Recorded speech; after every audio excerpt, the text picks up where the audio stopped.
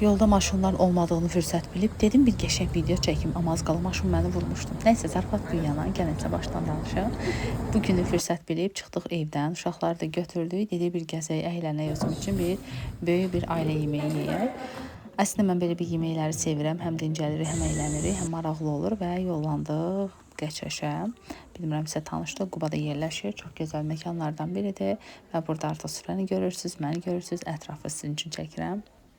Burada bir xalasına biri bibisinə hücum edir, yəni mənə. Daha sonra nənəsinə çox qəşəng əyləndilər və sonda xalasına da bir partiya hücum etdikdən sonra bir qəşəng qaynar samavar çay var idi ki, elə ləzzət elədi mənə. Çöldə qəşəng yağış yağırdı.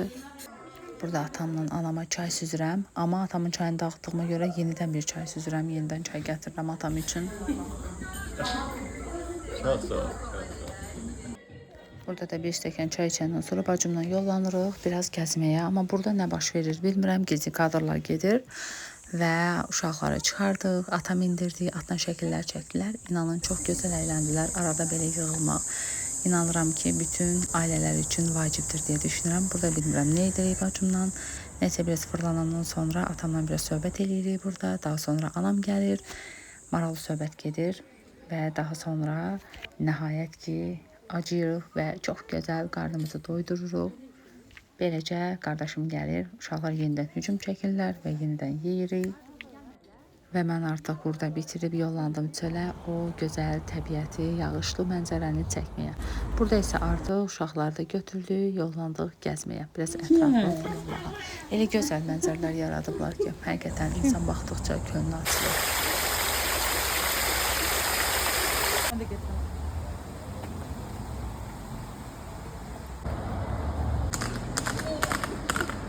Biraz ətrafı gəzəndən sonra yenidən təbiəti çəkirəm, təbiətə vurğun biriyəm həqiqətən. Mənzərəsinin yağışlı, günlü fərqi yoxdur. Hər bir detay mənim üçün o qədər mənalıdır. Burada biraz qızlarla əylənirik. Uşaqlar da qaçıb, istirahət edib yorulduqdan sonra nəhayət günü başa vurur. Sonda isə bir pürrəngi çay və Quba paxlavası ilə günümüzü tamamlayır.